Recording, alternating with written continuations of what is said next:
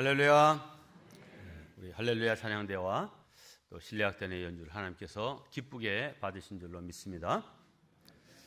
오늘도 예배드리시는 우리 모든 성도님들에게 하나님께서 주일 성수자에게 약속하신 대로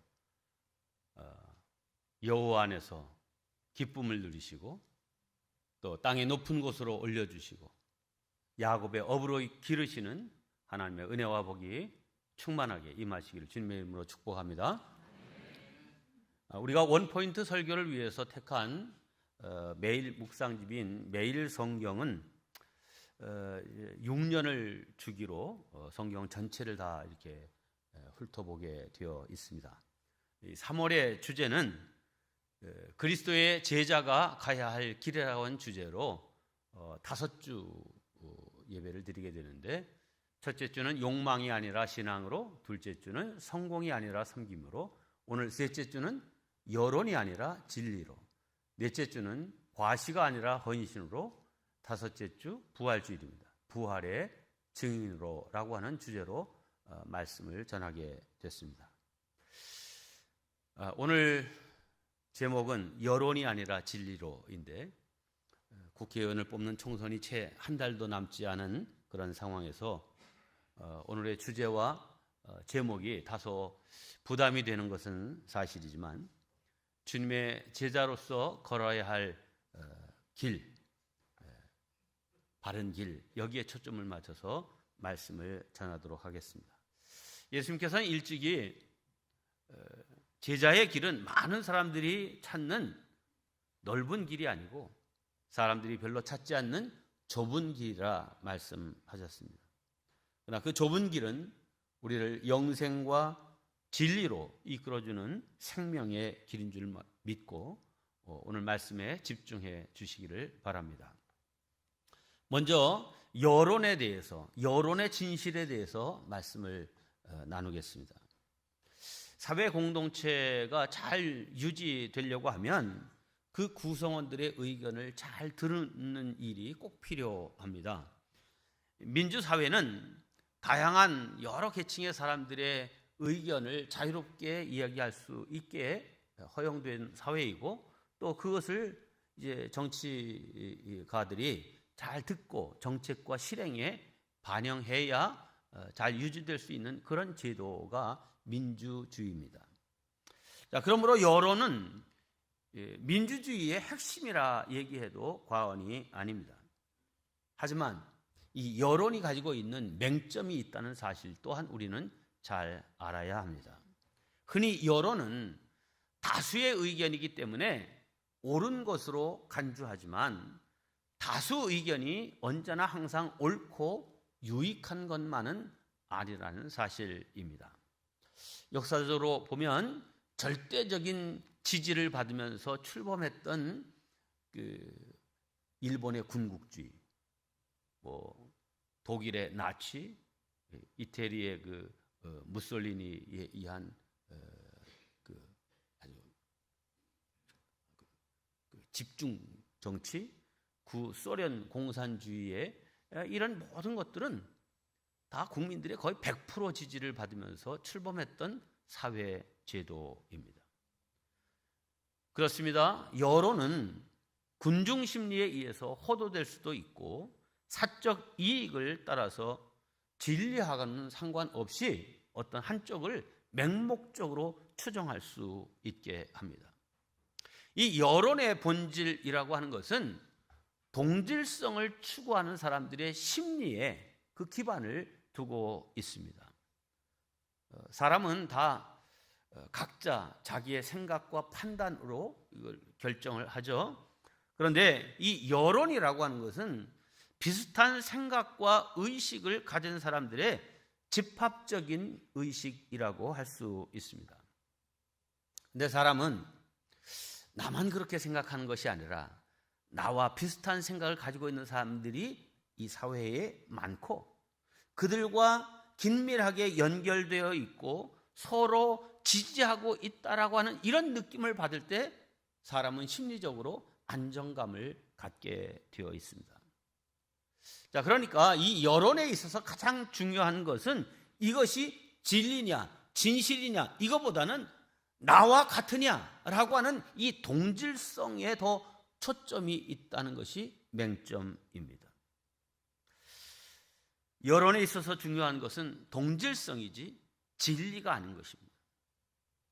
네, 사람들은 그래서 내가 생각하는 것과 같은 그런 생각을 가지고 있는 사람들과 함께 연대하고 또 그 사람들의 이야기를 통해서 또 내 생각을 더 강화하는 그런 경향이 있습니다. 내가 맞는다고 생각하면 진실이 아니어도 괜찮습니다. 오늘날 우리가 스마트폰으로 뭐 유튜브나 이 포털 사이트에서 검색을 하게 되죠. 그러면 내가 관심하는 분야들을 이렇게 검색하면요, 이 검색 알고리즘이 얼마나 교묘한지 이 사람이 검색을 어떤 주제로 검색을 하면 그 검색에서도 어떤 성향의 것을 좋아하는지 벌써 다 알고 있습니다. 여러 차례 그걸 검색하다 보면 그 정보의 데이터가 딱 나와서 이 사람은 그 정치 색깔로 보면 야당의 색깔을 가진 사람이고 그런 기사를 좋아한다. 그러면요, 딱 이렇게 여론조사 딱 이렇게 하면요, 야당에 유리한 여론조사 요 내용이 맨 앞에 탁 올라오게 이렇게 딱 뜨게 돼 있습니다. 그러다 보니까 이 정보와 성향에 있어서 자꾸 내가 좋아하는 내 성향에 맞는 것들을 자꾸 보게 되고 또 그렇게 하면서 나도 모르게 이거 진짜 맞는 거구나 라고 하는 확신을 갖게 되고 그런 여론을 형성하는 또 하나의 일원이 되는 것입니다. 그러면 우리는 이 여론에 대해서 신중한 태도와 접근이 필요합니다. 특별히 정확하고 바른 정보에 접근하려고 하는 아주 노력이 필요한데 이런 노력하지 않고 또 자기의 어떤 굳은 신념이 세워지지 않은 사람은 다수의 의견에 다수의 생각에 그냥 쉽게 동의할 확률이 높습니다. 그래서 의도치 않게 나 자신이 정치적 도구로 쓰임받게 될 확률이 높아집니다. 다시 강조해서 말씀드립니다. 여론은 진리가 아닙니다. 참인 것은 1000명 중 999명이 반대하더라도 한 명의 주장이 옳으면 그 주장이 맞는 것임을 인정할 줄 알아야 합니다. 그래서 우리는 정확한 정보와 진리에 접근하려고 하는 그런 노력이 필요합니다. 그런데 어느 한쪽에 치우쳐진 정보에만 자꾸 내가 이제 천착하게 되면 다른 거에 대해서 거부하게 되고 심지어는 그것을 저주하는 이런 상황에 이르게 됩니다. 우리 교회도 양쪽의 성향을 가진 그런 사람들이 굉장히 많아서 저에게 목사님, 이 나라가 이렇게 위험한데 왜 목사님 강단에서 이런 설교 하셔야 되지 않습니까? 요구하는 분들이 많습니다.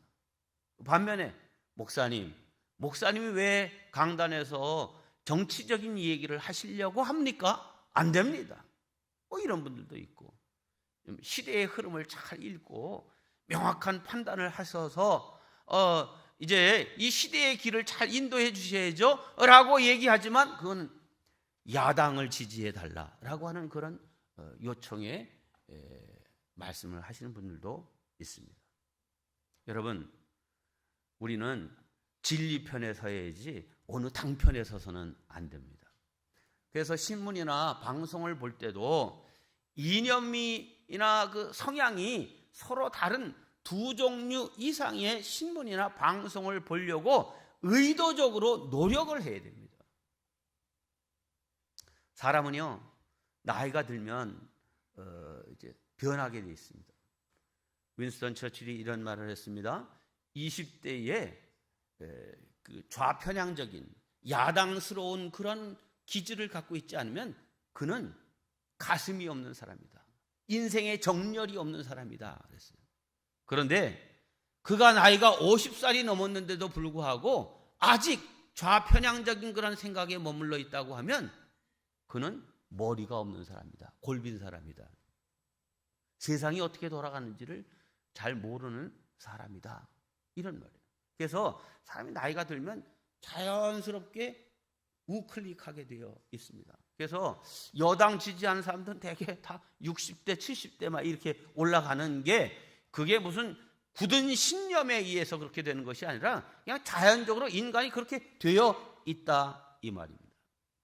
자, 그러므로 저도 이러한 정확한 정보에 근거한 진리가 뭔가 이거를 접근하고 찾으려고 애를 쓰지만 쉽지 않습니다. 엄청난 의도적인 노력을 하지 않고서는 내 마음에 들지 않는 기사 보고 싶지 않아요. 외면하고 싶은 그런 마음이 생기게 되어 있습니다. 그래서 그러나 진실에 접근하려고 하는 이런 노력이 우리에게 있어야 정확한 판단과 결정을 내릴 수 있는 주체적인 사람이 될 수 있습니다. 성경을 보면 여론에 휘둘려 잘못된 길을 걸어가는 사람들이 참 많습니다. 특별히 예수님을 십자가에 못 박은 사람들이 누구인지를 살펴보면 대부분 여론에 휩쓸려서 진리와는 상관없는 길을 걸었던 사람들임을 알 수 있습니다.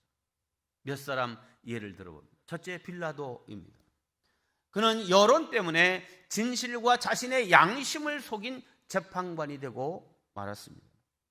여러분, 세상에서 죄질이 가장 나쁜 죄가 무엇일까? 뭐 여러 가지 있을 수 있지만 자기의 이권 때문에 구분 판결을 내리는 재판관, 죄질이 나쁜. 또 거짓 증언을 한 사람, 이게 나쁜 아주 죄질이 좋지 않은 사람이죠. 여러분 자신이 구분 판결과 또 거짓 증인으로 인하여서 피해를 받은 당사자라고 생각해 보면 얼마나 억울하고 고통스럽겠습니까? 그런데 이러한 구분 판결을 한 대표적인 사람이 바로 빌라도입니다. 우리가 잘 알고 있듯이 빌라도는 예수님이 세상적인 일반적인 죄목으로도 또 정치적인 죄목으로도 결코 사형 언도를 받을 만한 그런 죄를 지은 사람이 아님을 알았습니다. 빌라도 자신의 입으로 3번이나 나는 도무지 예수에게서 죄를 찾지 못하겠다 이렇게 얘기했습니다. 요한복음 18장과 19장에 집중되어 이 얘기가 나오는데 한번 보겠습니다. 38절, 빌라도가 이르되 나는 그에게서 아무 죄도 찾지 못하였노라. 19장 4절, 빌라도가 다시 밖에 나가 말하되 보라, 이 사람을 데리고 나에게 나오나니 너희에게 나오나니 이는 내가 그에게서 아무 죄도 찾지 못한 것을 너희로 알게 하려 함이로다. 19장 6절, 빌라도가 이르되 너희가 친히 데려다가 십자가에 못 박으라. 나는 그에게서 죄를 찾지 못하였노라. 자, 보신 바와 같이 빌라도는 예수에게서 죄를 찾지 못했습니다. 그럼에도 불구하고 빌라도는 군중들이 예수를 십자가에 못 박아 죽이라고 아우성치는 것에 굴복하고 말았습니다. 그 아우성과 외침이 얼마나 컸던지 밀란이 날까 두려움을 가졌던 것입니다. 마태복음 27장 24절입니다. 빌라도가 도리어 밀란이 나려는 것을 보고 여론이 나빠지는 것을 보고 물을 가져다가 무리 앞에 손을 씻으며 이르되 이 사람의 피에 대하여 나는 무죄하니 너희가 당하라. 결국 빌라도는 여론에 굴복하여 예수님을 십자가에 내어 주었습니다. 진실과 자신의 양심을 속인 채 예수님께 사형 선고를 내린 것입니다. 빌라도는 무엇이 진실이고 어떻게 하는 것이 옳은 일인가 여기에는 관심이 없고 나의 정치적인 입장과 이익에 어느 것이 부합하는 일인가 이것만을 생각한 것입니다. 그는 자기 자신에게 내가 이 유다의 총독으로서 나의 책임과 의무는 무엇인가 이렇게 묻지 않고 나의 이해관계에 있어서 어떻게 처신하는 것이 나에게 이익인가 이렇게 물은 것입니다. 사실 빌라도는 예수님을 석방할 수 있는 권한을 가지고 있었지만 그 직권을 자신의 지위와 지위를 안정되게 유지하는 것만을 위해서 사용했습니다. 한순간에 진리를 외면한 빌라도, 그는 그 죄값을 아주 톡톡히 받고 있습니다. 아마 인류 가운데 빌라도만큼 많은 사람들의 입을 통하여 저주를 받는 사람은 아마 빌라도가 가장 제일 크지 않을까 생각합니다. 왜냐하면 사도신경으로 2000년 그 역사 속에서 계속해서 예수님이 누구에게? 본디오 빌라도에게 고난을 받으사 십자가에 못 박혀 죽으시고, 이렇게 얘기를 하니 이 얼마나 참 저주스러운 이름이 되었습니까? 하지만 한번 생각해 보시기 바랍니다. 만일 내가 그때 빌라도의 위치에 있었더라면 나는 어떻게 했을까? 과연 여론이 아니라 진리 편에 섰을까? 아니, 진리 편에 서는 저와 여러분이 되어야 될 줄로 믿습니다. 두 번째, 유대교 종교 지도자들입니다. 여기 본문에 나오는 대제사장들과 서기관들과 장로들은 자신들의 기득권을 지키기 위해서 모함과 거짓말을 주저하지 않는 사람들이었습니다. 사실 이들은 하나님을 섬기는 사람들이지 이 세속적인 정권을 잡은 자들이 아닙니다. 그럼에도 부패한 정권의 빌부터 아부하면서 백성들의 민심과 여론이 자기들에게 불리하게 돌아가지 않는 것에만 신경 쓰는 사람들이었습니다. 한마디로 자신들의 종교적 기득권을 지키려고만 했던 사람들입니다. 오늘 말씀도 보십시오. 이들이 예수님께 나와서 이렇게 묻습니다. 28절입니다. 이르되 무슨 권위로 이런 일을 하느냐? 누가 이런 일을 할 권위를 주었느냐? 이 말은 한마디로 예수에게 너 라이센스나 있어? 어디서 라이센스 받고 지금 이런 기사와 이적을 행하고 이런 말씀을 전하고 그래? 이런 질문이죠. 여러분, 이 성경 박사들이고 율법 학자들인데 이런 무식한 질문을 하고 있습니다. 예수님이 하시는 일과 그가 하시는 말씀을 보면 구약에 예언된 오실 메시아가 어떤 일을 행하실 것이고 어떤 말씀을 전하실 것이라는 것이 다 명확하게 드러나 있으니 예수님을 보면 이분이야말로 오실 메시아구나 라고 하는 것을 대번에 알아봐야 될 사람들인데 이렇게 엉뚱한 질문만을 하고 있는 것입니다. 예수님이 역으로 이들에게 질문하십니다. 세례 요한의 그 세례가 하늘로부터 온 것이냐 아니면 세상으로부터 사람으로부터 온 것이냐 물어보십니다. 그들은 세례 요한의 세례가 하늘로부터 온 것이라는 것을 잘 알고 있었습니다. 하지만 그렇게 대답할 수가 없었습니다. 당황한 이들이 서로 의논하는 모습을 보십시오. 31절과 32절입니다. 그들이 서로 의논하여 이르되 만일 하늘로부터라 하면 어찌하여 그를 믿지 아니하였느냐 할 것이니 그러면 사람으로부터라 할까 하였으나 모든 사람이 요한을 참 선지자로 여김으로 그들이 백성을 두려워하는지라. 백성들의 여론 때문에 이러지도 못하고 저러지도 못하는 그런 상황에 이르렀습니다. 그들은 의논 끝에 결국 모른다 이렇게 대답합니다. 오른쪽도 아니고 왼쪽도 아닌 중간지대, 나름 안전지대를 선택한 것입니다. 하지만 이런 대답은 세상에서는 안전지대일지 모르나 영적으로는 가장 위험한 선택을 한 것입니다. 그러자 예수님께서도 나도 너희에게 대답하지 않겠다 이렇게 말씀하십니다. 성도 여러분, 이들이 정말 예수님이 어떤 권위로 어디서 온 권위로 그렇게 행하시는지 몰라서 물었을까요? 아닙니다.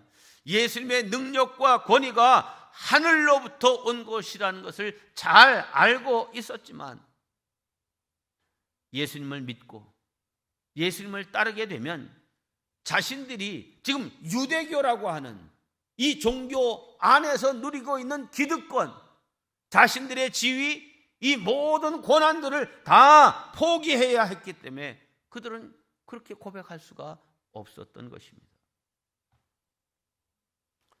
예수님의 제자들도 예수님을 따르기 위해서 배와 그물과 아버지를 다 버리고 예수님을 따랐죠. 유대교라고 하는 이 율법에 근거한 종교에서 복음, 예수님을 믿는 종교로 바뀌면 자신들이 제사장, 서기관, 이런 것들이 다 이제 소용없는 일이 되니 이거 다 포기해야 되니 그럴 수가 없었던 것이죠.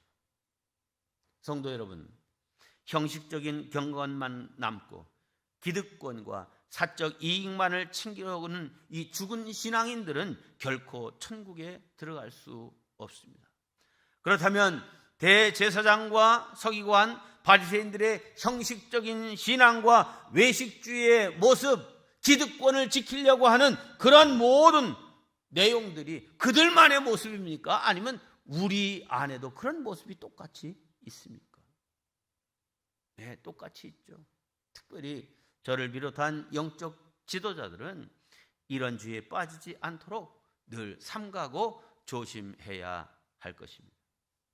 세 번째, 제자들과 예수님께 은혜를 입었던 사람들입니다. 이들은 예수님을 호산나 외치며 환영하며 맞이했던 군중들이었습니다. 하지만 그들은 언제 그랬냐는 듯이 고개를 돌려 예수를 십자가에 못 박으라고 외치는 사람들로 변했습니다. 자, 이들은 그냥 군중입니까? 아닙니다. 그들은 대부분 예수님께서 행하신 기사와 이적을 직접 자신들의 눈으로 목격했던 사람들이고 예수님이 하시는 말씀을 들은 사람들이고 아마 그 중에는 예수님이 베푸셨던 오병이어의 떡과 물고기를 먹었던 사람들도 있지 않겠어요? 그러니까 그렇게 환호하면서 맞이했었죠. 자, 그런데 금세 부하뇌동해서 대제사장들과 서기관과 바리새인들이 시키는 대로 이리저리 악하게 움직이는 그들의 수적 노릇만 하고 있으니 참으로 기가 막힌 일이 아닐 수 없습니다. 자, 그러면 이런 부하뇌동하는 군중들만의 문제입니까? 주님의 부르심을 받고 지난 3년 동안 동고동락했던 제자들이지만 십자가를 지고 가는 예수님의 뒤를 따르는 제자들은 아무도 없었습니다. 얼마 전에 좌의정 우의정 높은 자리 누가 차지할 것이냐 서로 시기하던 그들인데 죽을지언정 예수님을 버리지 않겠다고 다짐했던 그들인데 다들 도망가고 아무도 남지 않았습니다. 더군다나 어린 소녀의 위협 앞에서도 모른다고 부인한 수제자 베드로의 모습은 참으로 초라하기 그지 없습니다. 자, 그러나 그들만을 비난할 수 있겠습니까? 그들의 모습 속에서 역시 오늘 우리의 모습을 발견할 수 있지 않습니까? 구세군의 창설자 윌리엄 부스 목사님께서 깊은 기도 중에 놀라운 장면을 보게 됐습니다. 환상인지 꿈인지 모르는 가운데 십자가에 달리신 예수님의 모습을 봤습니다. 그런데 십자가에 예수님이 달려 계신데 누군가가 사다리를 가지고 이 예수님이 달리신 그 십자가에 가서 그 십자가에 이 사다리를 기대 놓더니 글로 성큼성큼 올라가는 거예요. 그리고는 올라가서 주머니에서 큰 대못을 꺼내고 뒷춤에 찼던 망치를 그 못 박힌 손에 더 큰 대못을 박는. 그리고 발에도 또 대못을 치는. 이 장면을 본 윌리엄 부스 이 목사님이 너무 화가 나서 냅다 소리를 질렀어요. 야, 이 나쁜 녀석아, 내가 누군데 우리 예수님께 또 못을 박는 거야. 어서 내려오지 못해? 라고 소리를 질렀어요.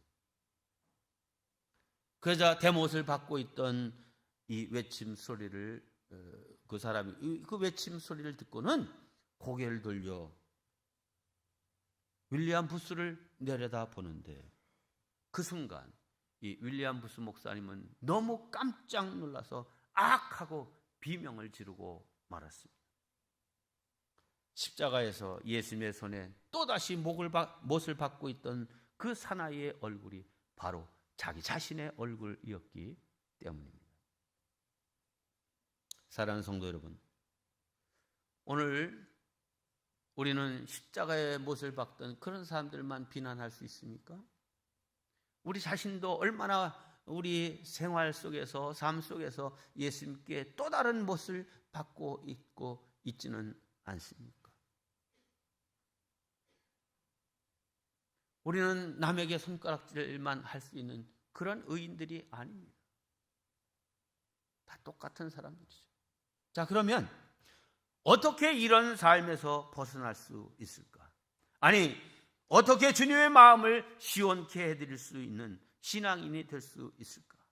그것은 여론이나 세상의 어떤 조건이 아니라 진리에 의해서 결론을 짓는 그러한 삶이 되어야 하는 것입니다. 네, 진리가 결론이 되는 삶을 살아가십시다. 진리는 대중들의 여론이나 숫자나 함성에 있는 것이 아닙니다. 오직 하나님의 말씀 안에 진리가 있습니다. 그러면 우리의 선악의 판단의 기준도 성경에 근거해야 되고 우리의 행동의 기준도 성경에 근거해야 되는 것입니다.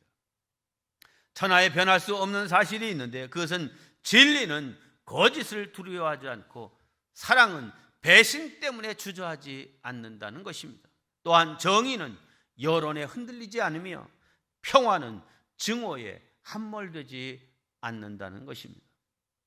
하지만 우리는 진리보다는 현실이 앞서는 판단과 행동을 할 때가 많습니다. 아니, 목사님, 이 현실이 이렇게 부조리한데 어떻게 기독교인이지만 말씀대로만 살 수 있겠습니까? 이렇게 반문하며 말씀보다는 현실과 자기 입장, 사람들의 여론을 우선순위에 두는 것입니다.